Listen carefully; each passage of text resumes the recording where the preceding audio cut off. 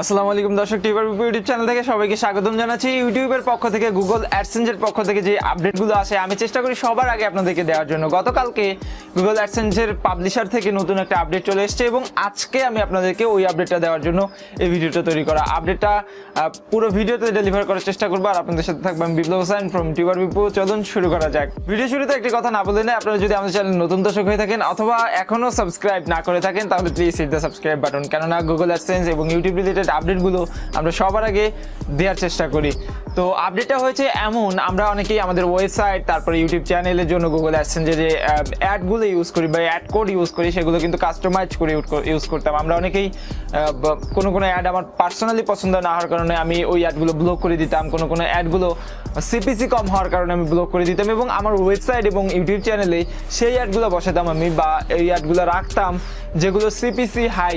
কিন্তু এখন গুগলের নতুন আপডেট আসার পরে বা আগামী 27 অক্টোবর থেকে এই আপডেটটা ইউটিউব এবং ব্লগ সাইট বা গুগলের যেই সার্ভিসগুলো রয়েছে, অ্যাডের সার্ভিস রয়েছে, সেই সার্ভিস প্রোভাইডার বা সেই সার্ভিস সাইডে গুগল আপডেট করবে যে অটো অ্যাড ছাড়া ম্যানুয়ালি আপনি যেগুলো বসিয়েছেন সেগুলো কিন্তু কোনো কাজ করবে না এবং ম্যানুয়ালি বসালেও সেগুলো তুলে ফেলতে বলেছে এবং আপনি যদি তুলে না ফেলেন তাহলে ম্যানুয়ালি কোনো কাজ করবে না। গুগলের পক্ষ থেকে প্রোভাইড করা অটো অ্যাড কিন্তু সেখানে জেনারেট হবে।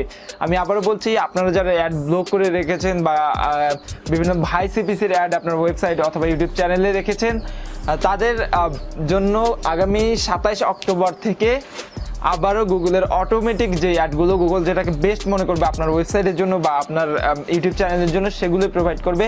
এক্ষেত্রে আপনার কাস্টম বা ম্যানুয়াল বা ব্লক করে রাখা কোনো কাজে আসবে না।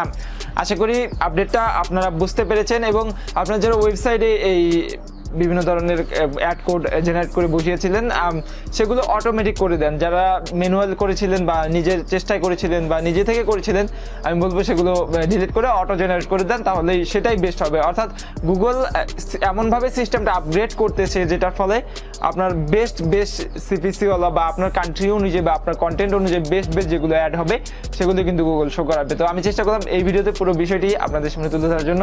ভিডিওটি ভালো লাগলে অবশ্যই একটি লাইক দেবেন, কমেন্টে জানাতে ভুলবেন আপনার মূল্যবান মতামত। দেখা পরবর্তী কোনো ভিডিওতে। সে পর্যন্ত সবাই ভালো থাকবেন, সুস্থ থাকবেন, চ্যানেল নতুন হলে সাবস্ক্রাইব করবেন। আল্লাহ হাফেজ।